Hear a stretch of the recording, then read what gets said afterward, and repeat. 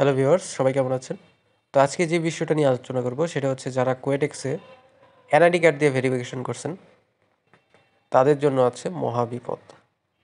তো যারা আমার ভিডিও দেখেন তারা ভালো করেই জানেন যে আমি ট্রেডিংয়ের যে বিষয়বস্তু আছে, ট্রেডিংয়ের যে প্রবলেমগুলো আছে, যেগুলো এখন হচ্ছে সেগুলো নিয়ে কথা বলি।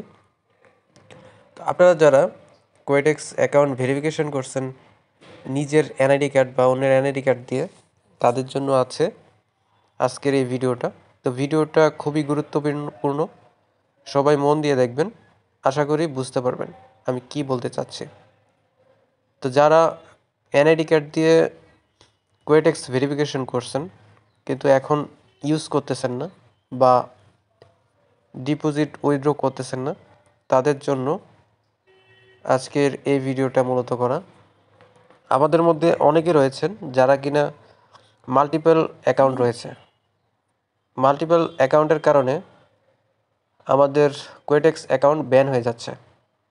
তো কোয়েটেক্স অ্যাকাউন্ট ব্যান হয়ে যাওয়ার মূলত একটা রিজন হচ্ছে যে মাল্টিপল অ্যাকাউন্ট মানে হচ্ছে যে একজন ব্যক্তির একাধিক কোয়েটেক্স অ্যাকাউন্ট থাকা।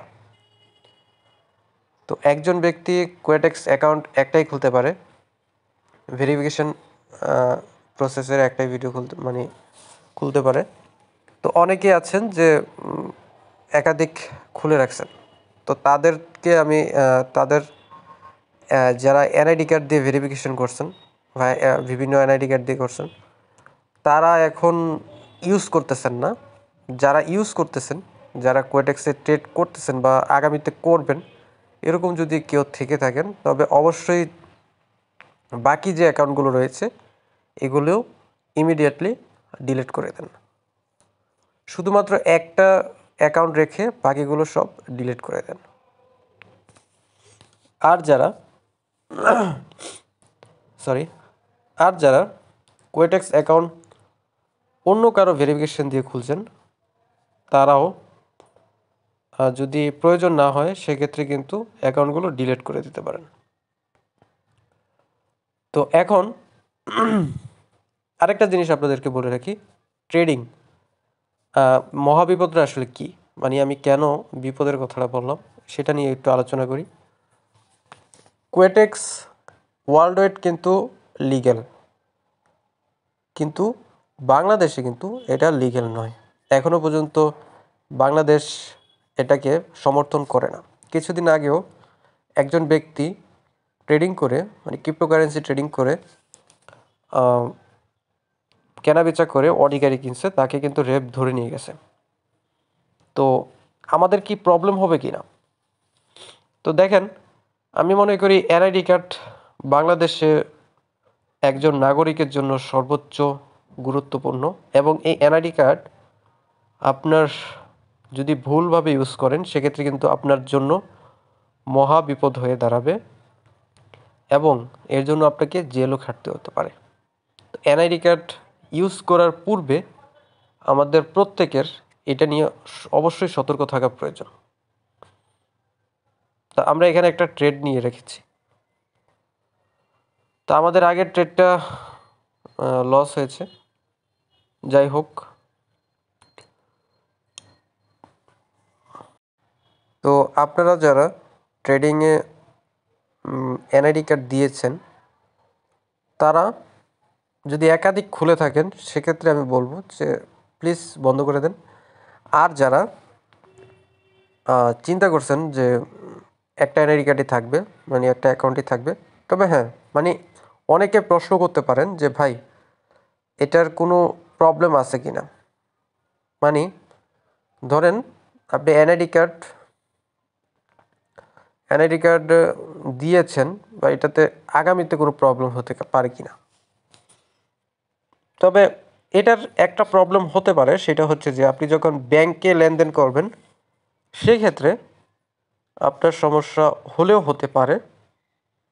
তবে যদি ব্যাংক কর্মকর্তা যদি চায় সেক্ষেত্রে প্রবলেম করতে পারে, নচেত কিন্তু প্রবলেম হবে না।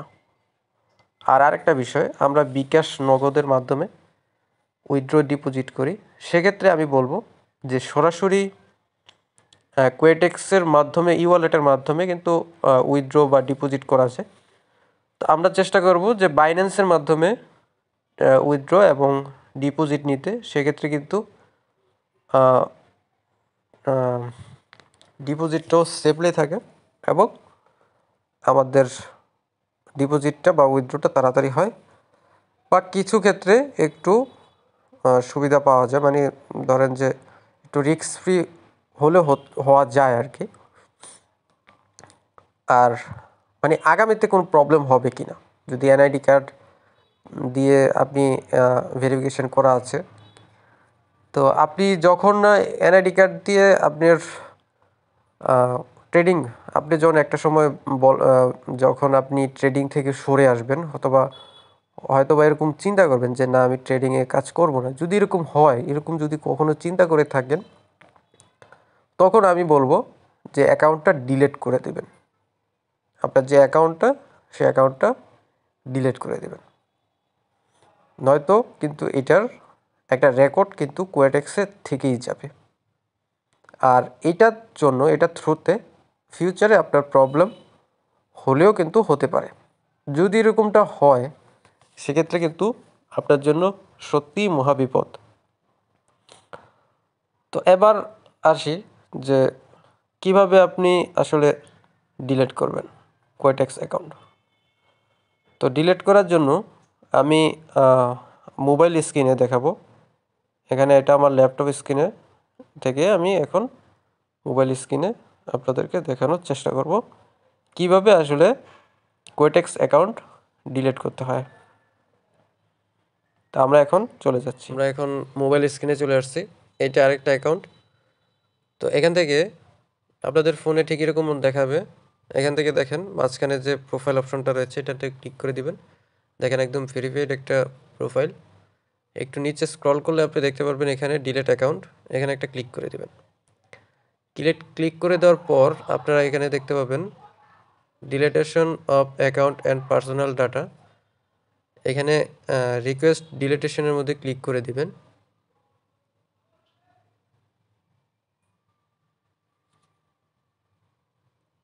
এবং কিছু সময় পর দেখবেন যে আপনার অ্যাকাউন্টটি ডিলিট হয়ে গেছে।